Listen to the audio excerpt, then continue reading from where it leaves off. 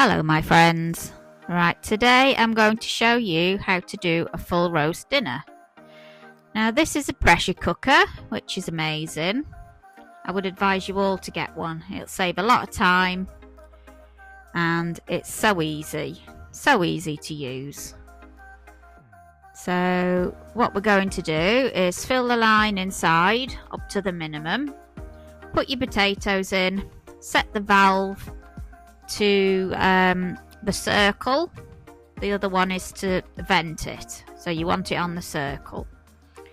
So you'll put your pan on, turn it on full blast, and with these potatoes, these are going to be roast potatoes, so let it go on full pressure for 2 minutes. So it might hiss and spit, but it's only for 2 minutes, so it shouldn't do it for long. After your 2 minutes, you will switch off the heat, remove it from the heat, or just leave it to drop its pressure naturally. And once that little red valve on the top has popped back in, you'll hear it click maybe, or maybe you won't. Doesn't matter. As long as it goes in, which it will on the video in a few, there you go, it's gone. So as long as that happens, you can drain them. So you want to be doing that straight away. You don't want to be hanging about saying I'll do it in a bit. You need to do it now. Why? You need them potatoes hot and soft. If you leave them, the edges will go firm and you won't get nice fluffy roast potatoes. So what we need to do now is bash them about, shake them, move them from one container to another. Basically bash all the edges, because when they're cooked they will be the crisp bits, which is what you want for your roast potatoes. So as you can see, I'm just moving them from one place to another, throwing them, bashing them, whatever I need to do to get those edges really nice and crispy. Now another thing that you should do, which you will find useful, a friend of mine actually used to use semolina, but I use flour. Now you just sprinkle it on. It just dries the edges. So again, it's just another method of crisping up your potatoes. So I'm just pottering about now, wondering what seasoning I'm going to use. Now this is a frying pan. We used it earlier on to fry eggs and had the oil left, so may as well recycle it. So I've poured what I want into, well, what I can safely pour into the ketchup bottle, and the rest that was in the pan I've just drizzled over the potatoes. Now you don't need these potatoes to be swimming in fat, it's just not necessary. If you use this method, you hardly have to use any. You see people using fry light. It's a similar thing. You've got control of the flow of the oil that comes out of this bottle. It's the easiest way to do it, to put your oil over your potatoes. It's not frying them, it's just a drizzle. Some people do fry potatoes, but no, not for me. Not for me at all. So you can see the edges of that potato look all rough, which is what I want. The oil will help the herbs and the spices, or whatever seasoning you want. You don't have to use what I'm using. You can use your own concoction. You can use garlic, that would be delicious. You can use, what do people use? Thyme, I don't know, rosemary, parsley. You can chop up some chives, that would be quite nice, wouldn't it?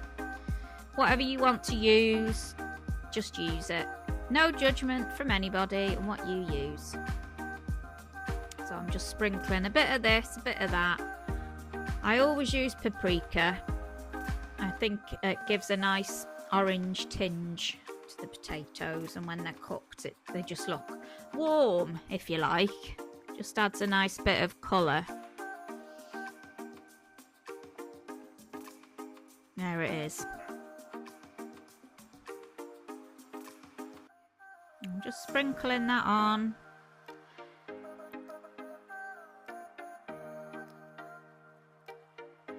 Just keep turning them around so you get everything nice and evenly mixed on the surfaces of the potato.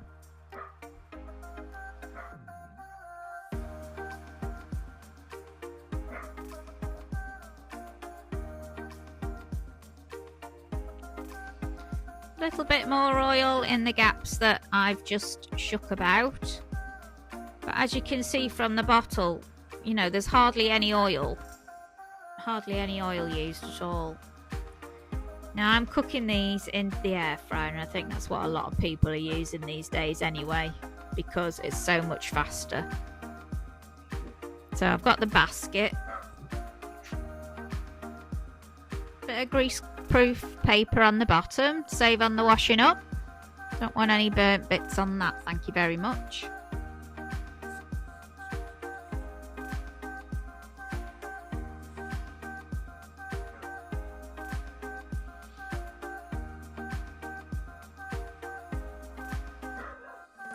Right, I found my tongs at last. So I'm going to lay these nice and evenly in the basket because I want there to get air around each potato as much as possible, because the air will dry the corners. In turn, that will crisp those edges. And that's what you want. You want the crispy edges. You want those bits that you've been bashing about to cook off nice and crispy.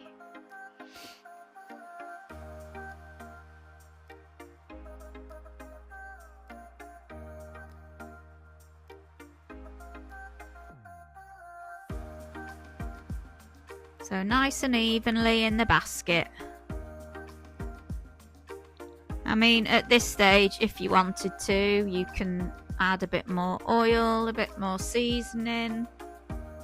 Just make sure you get every scrap, well, as much surface covered as you can. Maximise the flavours. So at this stage, you can actually leave those potatoes in that for as long as you like. It's only in the early stages you must do things straight away, because otherwise you will lose that. You will use the opportunity to get crispy roasts, which is what everybody wants. Right, so moving on to the meat.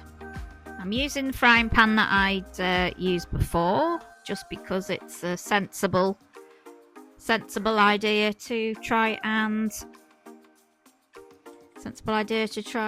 use it for what's the right word? Not marinading, but to season your joint of beef. Now this is beef. What happened is I forgot to take out the beef and put it in the slow cooker. So I'm actually using the air fryer for this beef, which I've never used. I've never roasted in many years. Last time I roasted was in a main oven. I could do that, but I don't know. I thought I'd try this method because it uses less electric, etc. So I'm just putting a bit of olive oil on the outside, and again, the same method as what I use for the roasters, really, just a little bit of seasoning. And this is just a method that I've found on YouTube myself, so thought I'd give it a try. The only thing I don't want is for this to be bloody inside, but I don't want it to be like shoe leather either. So I've seen one video says one thing and another says another, so I'm going in the middle and see what happens. To be fair, I don't think the family are that bothered, but I do like to enjoy the beef, and in the slow cooker's the way to go for me. But for the purposes of this video, you're going to get the air fryer way. So I'm just using the frying pan as a tool to just rub all the surfaces of the meat with the seasoning that I've just added. So any seasoning, whatever you fancy, whatever floats your boat.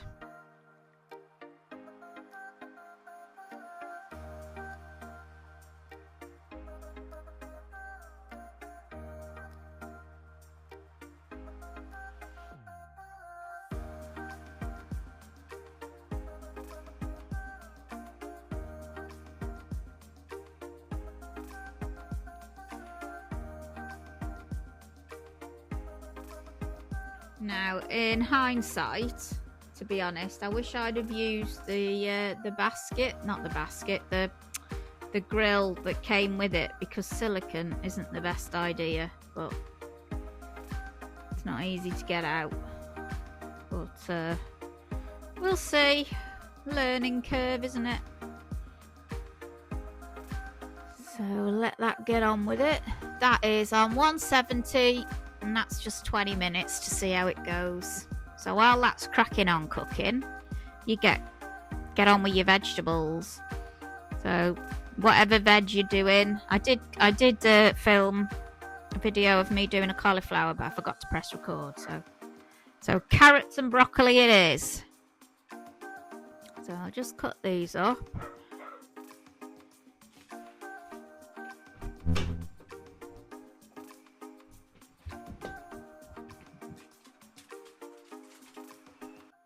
I like to cut them into battens. I think they look nicer when they're presented on the plate, but it's obviously everybody's personal preference to how they cut them, but to me they look nicer. So I'll just get on doing these.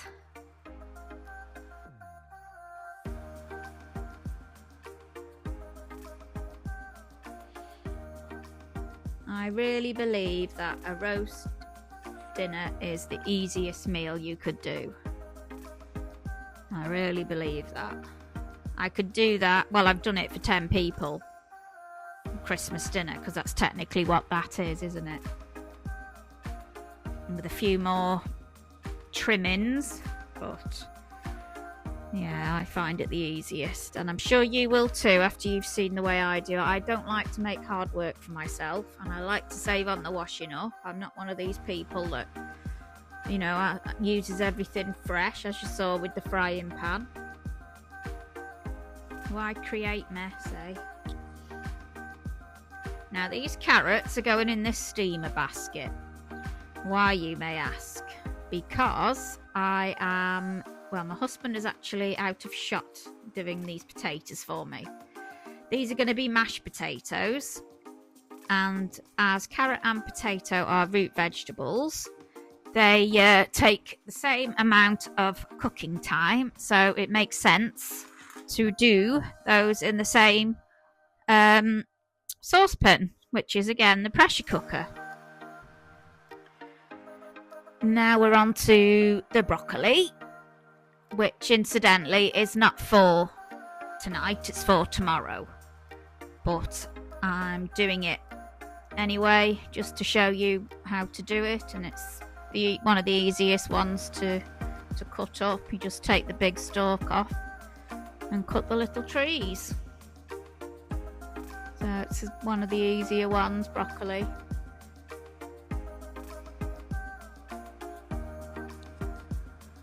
That's just going in a pan. Now you do not need to cover any florets, cauliflower or broccoli with water at this stage. I used to work in a catering kitchen. It's the same for cabbage. Right, while all that was carrying on, the meat has been on.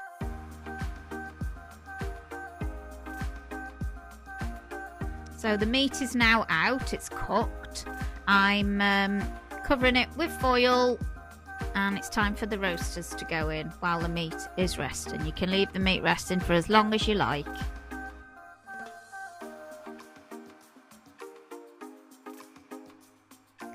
Roast potatoes on 210 for 20 minutes, and when that's finished, 200 for another 20.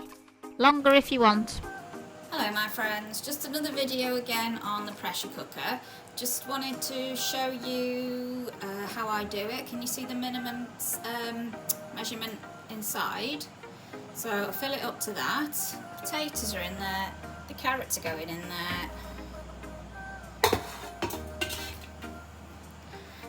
And as soon as the valve pops up and I switch it on, I will turn the temperature down, but I'll let it hiss away for about 30 seconds just to make sure that pressure's nice and high, so it will keep the valve up.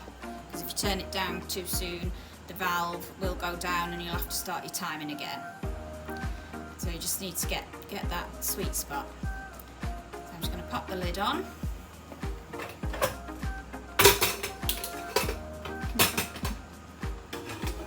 Oh Christ.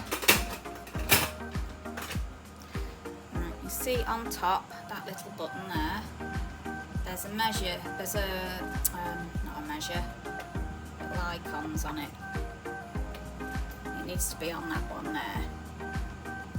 That other one, you only use that when you need to release the pressure so that you can open it.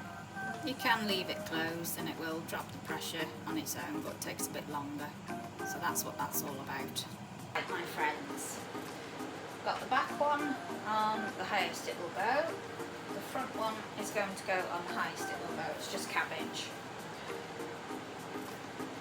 That one will go on for about 8 minutes, and this one will be on at the same time. Put on now. I need to put some salt in it actually. Put a little salt in there. So I'll turn that on as well.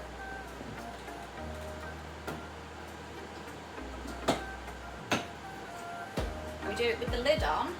Why? Because it doesn't take as long to boil, because it's the steam staying in there. It's not all coming out. The temperatures stay in there instead of coming out into the air. So that will be going on. This is on at the same time as that. I will put a timer on that one. Let's say about 8 minutes, and this will just stay on. And by the time the pressure's dropped in that, this will be cooked. So we'll just wait. I'll just keep my eye on the time. 1 minute, 11 minutes past 5. So we just want to see how long it takes for that pressure to pop up. So I'll keep my eye on that. I'm just waiting for everything now. I've got the beef resting. I've got the roast potatoes in the Ninja while the beef is resting. Never done beef in the Ninja before, so it's a bit of a learning curve. So I'm just going to leave it to rest as long as possible. Something else you might have noticed is with my cabbage, I only put in a quarter. This is something I learned at school. I only need a quarter of water, because if you keep the lid on, the steam isn't escaping. So you don't need, keep the lid on, you don't need it all full. Why would you need it full? You don't, and it saves money because it doesn't take as long to heat the water, because you've got less of it. So that's one money saving tip for you saving energy. Another tip is to, if you've got a log burner, to boil a kettle on the log burner and use that to put in your pans. Save the water in an insulated jug like this, so you've always got hot water on hand.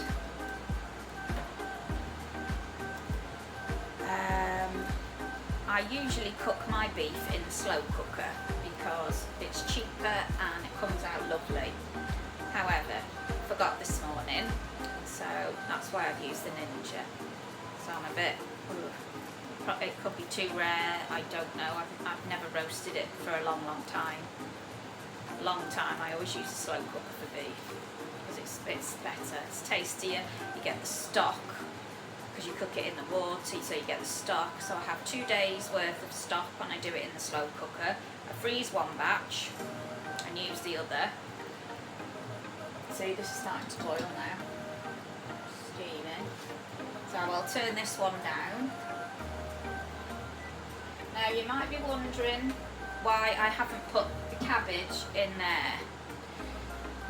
Potatoes and carrots, as I say, they take about maximum, you put them on, is 10 minutes. But the carrot, they don't need that long. I'd say 8 minutes is enough in the pressure cooker. If I put the cabbage in the pressure cooker with everything else, it would be totally ruined because it won't take as long cabbage doesn't take as long to cook as that. So it will come out all mushy and overcooked. It won't be very nice. It's the same with broccoli and florets, cauliflower. It doesn't take as long to cook and it will come out all washed out, overcooked mush. It's not nice. So we're just waiting for this now as I've been talking. That's probably about 4 minutes. So it's just coming to pressure. You can see it's steaming now. That will pop up any time. Can you hear it?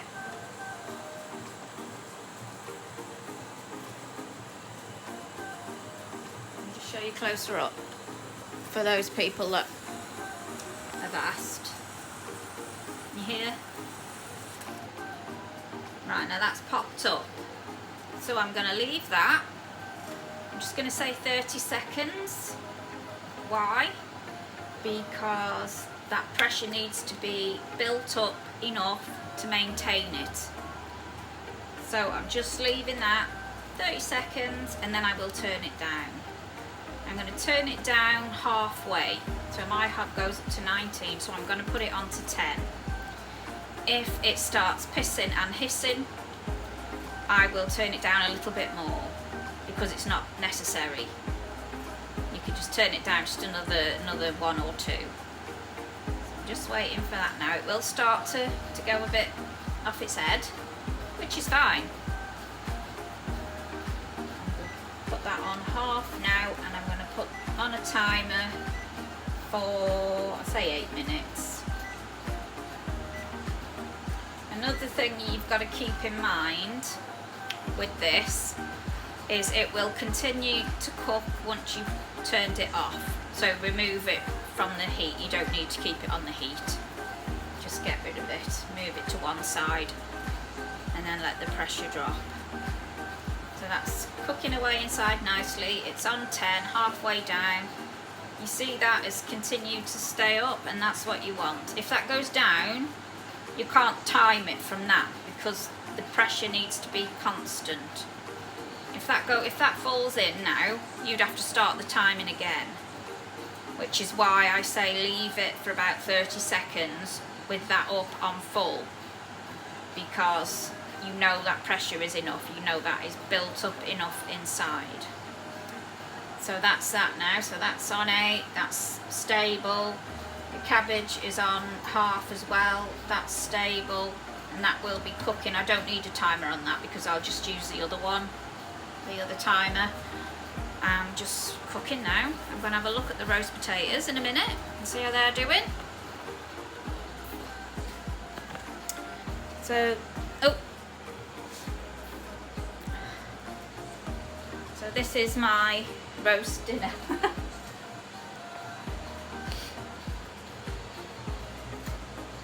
These are good for your ninja silicone gloves, but the fingers aren't that big. But, so they don't quite fit on as snug as what you'd like, really. But they're quite good. Just being a ninja, you need to get right in, don't you? So that's the meat resting.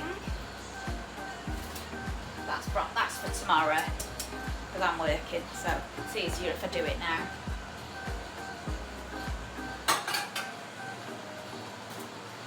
I'm just waiting to have a look at these roast potatoes now.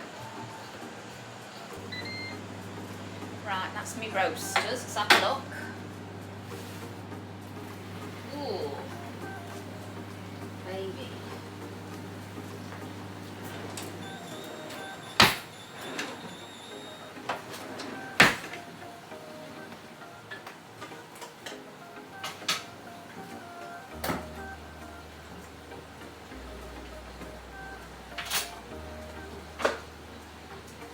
Now, we stir them apparently with a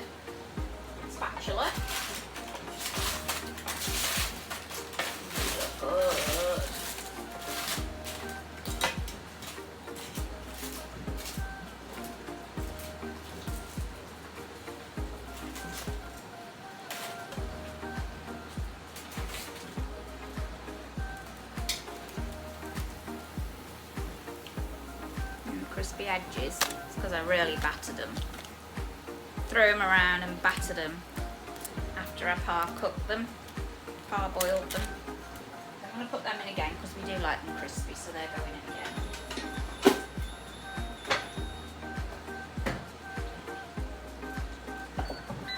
It won't be 20 minutes, but it's easy just to leave it like that. Okay, the pressure cooker's going to go off in a minute.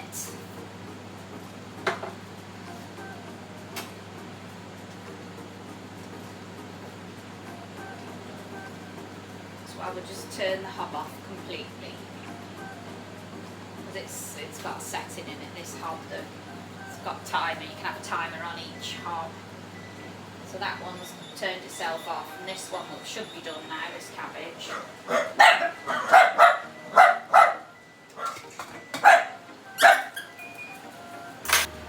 While I'm waiting for the pressure to drop in the pressure cooker, I'll show you how to make the gravy.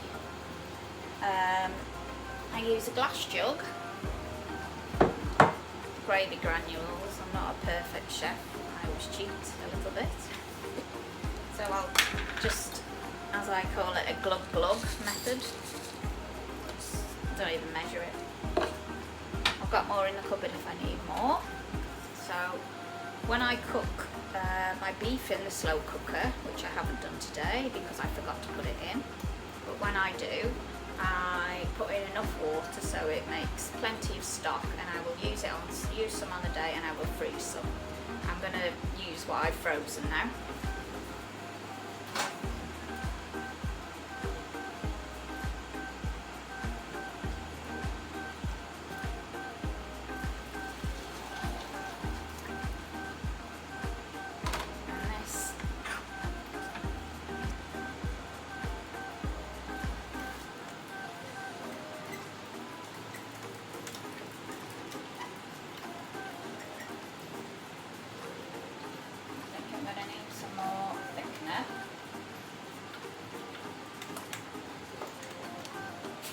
Got an extra mouth to feed tonight, so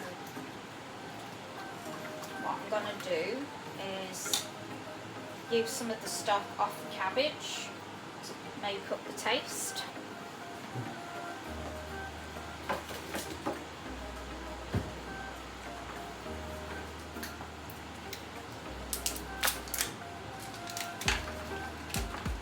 As I say, just glug glug method.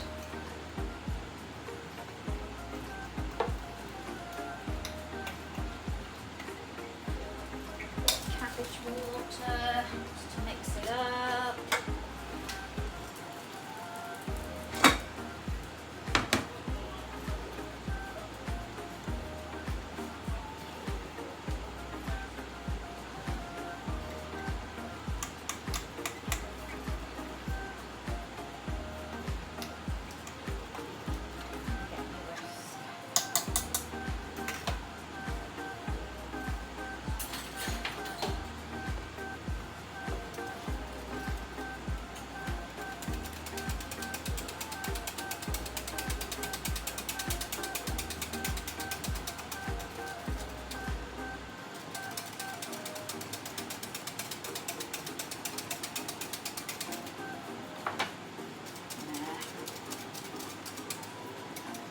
Put that in the microwave.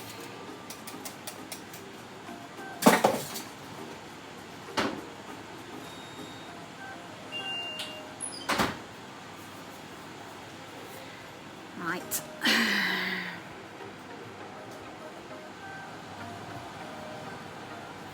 Still waiting. Waiting for the valve. So as you're waiting, you do other jobs. Gravy's made. I'll drain the cabbage.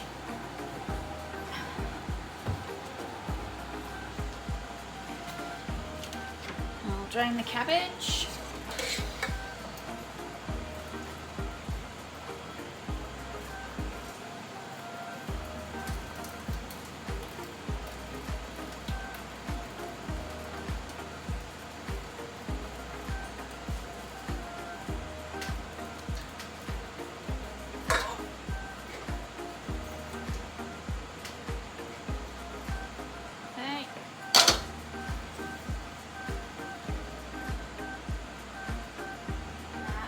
to use something that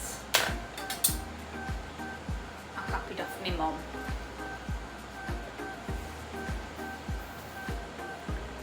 And keep glancing over to the cooker just to make sure it hasn't fallen. So I'm going to chop the cabbage.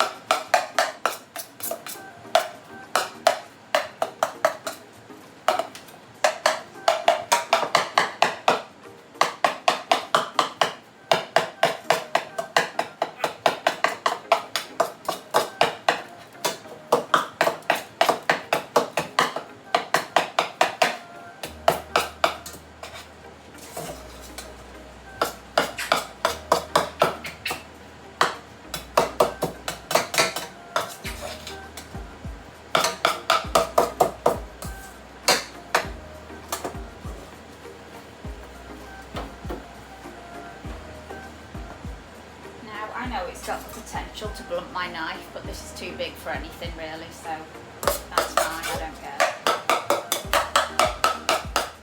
I've got another big one that I use if I need to.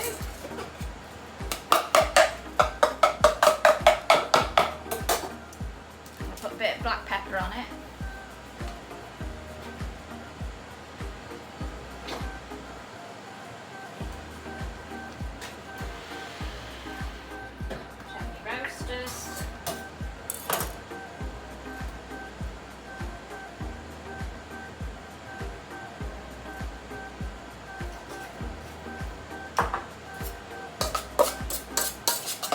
Waiting for the pressure to drop.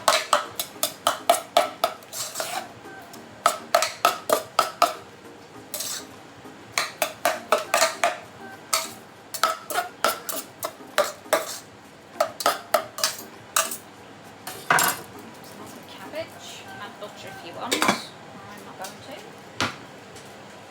A tip from somebody I used to know is always put a towel underneath your chopping board when you're cutting meat, because it stops the chopping board slipping about.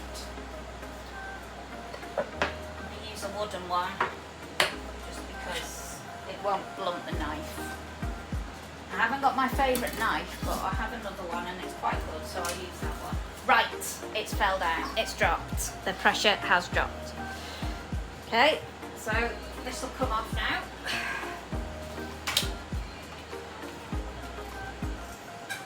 You need one hand for this.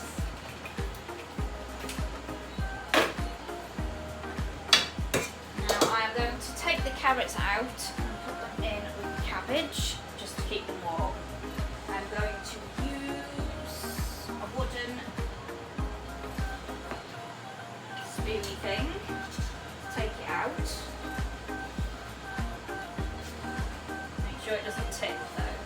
That will go in there with the lid on, so everything is kept as warm as it can be. Right, potatoes there. They will be drained into the colander.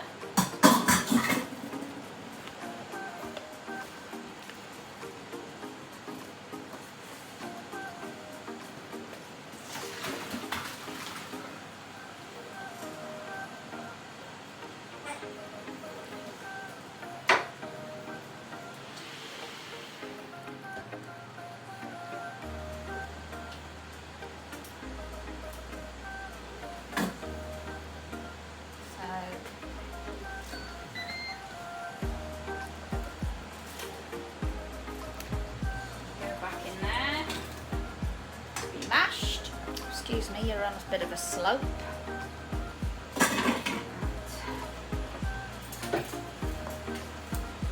Mashed potatoes.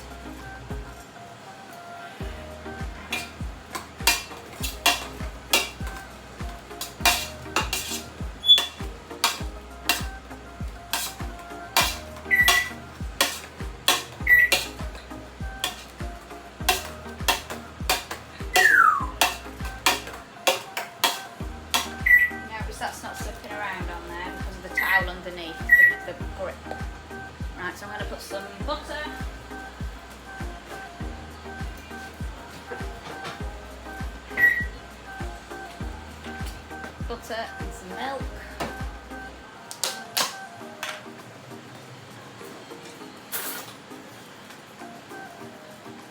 Just glug method. A dollop, splash of milk. Doesn't really matter what order you put them in, to be honest.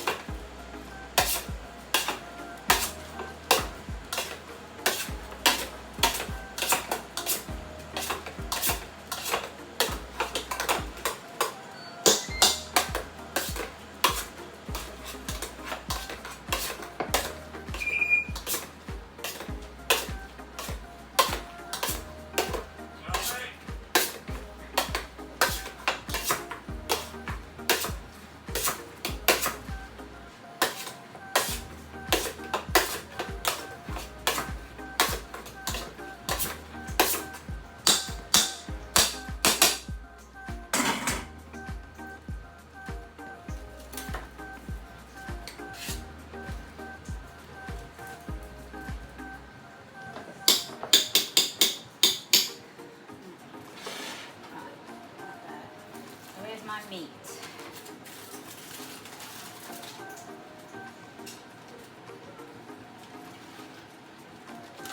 I hope it's not too bloody.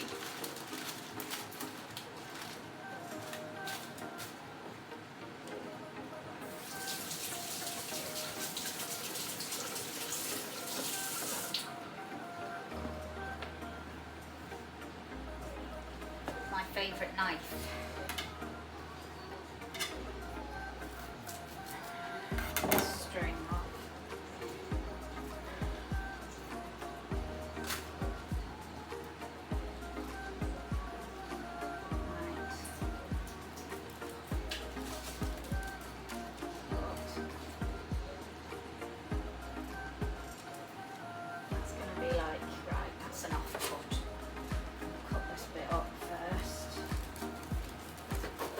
Feels a bit tough to me. That bit does anyway. It's sort of separated itself from the rest of the joint. We'll see.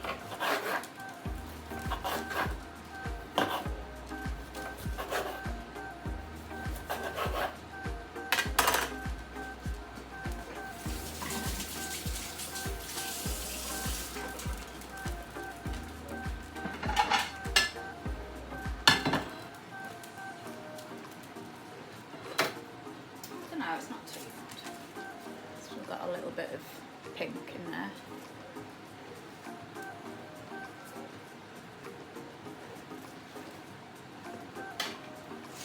Right. At least it's not tough as old boots, eh? And I'll just get rid of that so I've got just straight. Come on, I've done most of it. Oh, do you want me to do the dance? Yes, please. Ooh, that.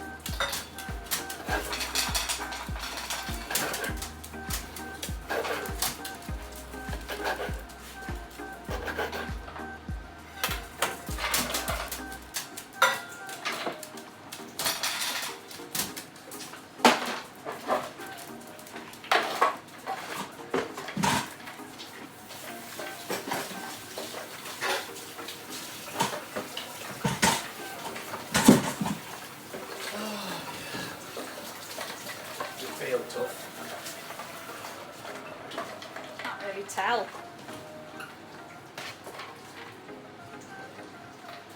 Alright, that's how it's supposed to be.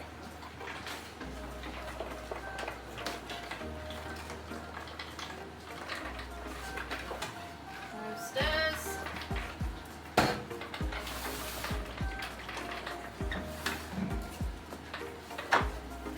My husband flashing at me.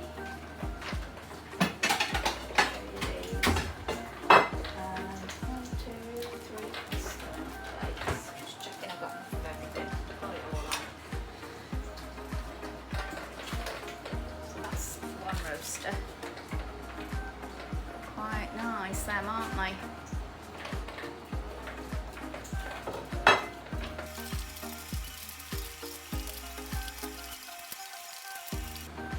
I think I'm going to cheat and just do frozen Yorkshires because I forgot.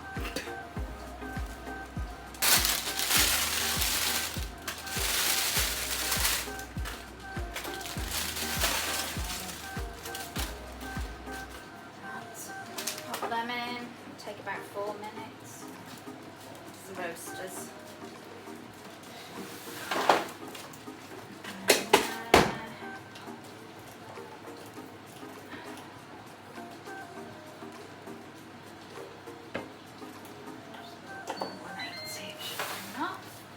Right. Set it up.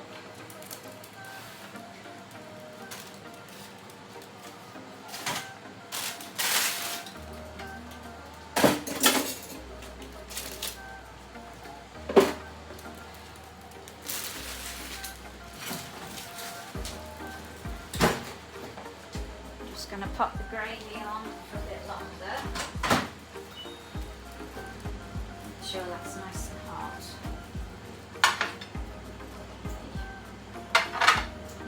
That now. In the washing machine.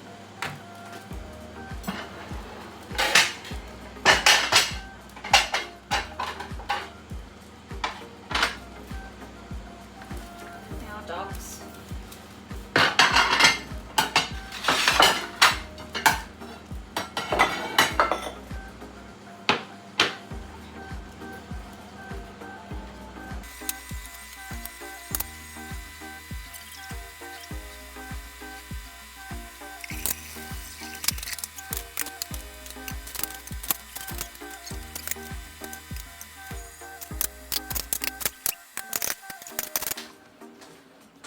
What the meat's going to be like. It'll be fine. But that's what it is, what it is, isn't it?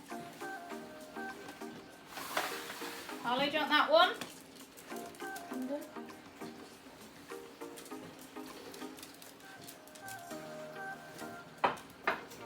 Where's Joshy? What's he doing?